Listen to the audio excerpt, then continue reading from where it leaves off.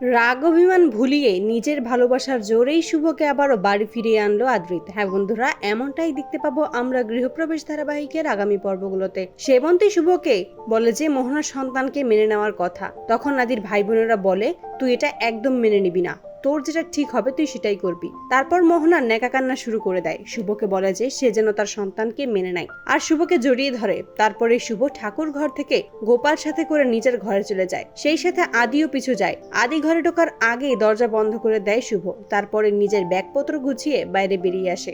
আদি শুভকে আটকানোর চেষ্টা করে কিন্তু কোনো কথাই শোনে না শুভ। অন্যদিকে আকাশ সকলকে বলে যে আমার বোনের সকলেই যত্ন নেবেন, ওকে সবাই দেখে রাখবেন, আমার বোনের সাথে কেউ খারাপ ব্যবহার করবেন না। এতদিন সবাই আমার ভালো মানুষই দেখেছেন, আমার বোনের যদি কোনো খারাপ হয় তাহলে আমার খারাপ দিকটাও আপনারা দেখবেন। এই বলেই সেখান থেকে চলে যায়। শুভ যখন নিচে আসে তখনই সেবন্তী বলে তুই ব্যাগপত্র গুছিয়ে কোথায় যাচ্ছিস, তুই কোথাও যাবি না। শুভ তখন বলে তুমি তো বলেছিলে মোহনার সন্তানকে যেন মেনে নেই, তার মানে তো মোহনাকেও মেনে নেওয়া। আমি নিজের জায়গাটা অন্য একজন মহিলার সাথে কিভাবে ভাগ করে নেব, এর চেয়ে ভালো হয় আমি না হয় এই বাড়ি ছেড়ে চলেই যাই। তাই আমি বাড়ি ছেড়ে চলে যাব আর কেশবকেও আমি আমার সাথে করে নিয়ে যাব। সেবন্তী তখন বলে তুই কেশবকে নিয়ে কোথাও যাবি না, ও আমার আদির বংশধর, ওকে যদি তুই নিয়ে যাস তাহলে আমার মরামুখ দেখবি। শুভ তখন বলে বেশ, আমি না হয় কেশবকে এখানে রেখেই যাব, একজন মায়ের জন্য না হয় আরেকজন মা তার সন্তানকে স্যাক্রিফাইস করবে।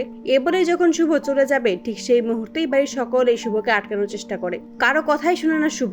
আদি যখন শুভর কাছে যাবে ঠিক সেই মুহূর্তেই মোহনা আদির হাত ধরে নেয়। মোহনার থেকে নিজেকে ছাড়িয়ে শুভর কাছে যাওয়ার আগেই দেখতে পায় শুভ সেখান থেকে বেরিয়ে গেছে। তখনই আদির দাদু অসুস্থ হয়ে পড়ে। তারপরেই শুভ বাইরে চলে এসে আদির সাথে কাটানো সুন্দর মুহূর্তের কথাগুলো মনে করতে থাকে আর বলে যে এবার তোমরা খুব সুখেই থাকবে, আমি তো ছিলাম তোমাদের পথের কাটা হয়ে। অন্যদিকে আদি ভাবতে থাকে যেভাবেই হোক শুভকে তাকে ফিরিয়ে আনতেই হবে, তাই শুভর কাছে গিয়ে মান অভিমান ভাঙিয়ে আবারও রায়বাড়িতে ফিরিয়ে আনে। তো বন্ধুরা, তোমাদের কি মনে হয় আদি কি পারবে শুভকে আবারও বাড়ি ফিরিয়ে আনতে? কমেন্টে জানাও। আর নিয়মিত আপডেট পেতে আমাদের চ্যানেলটি এক্ষুনি সাবস্ক্রাইব করে পাশে থাকো। ধন্যবাদ।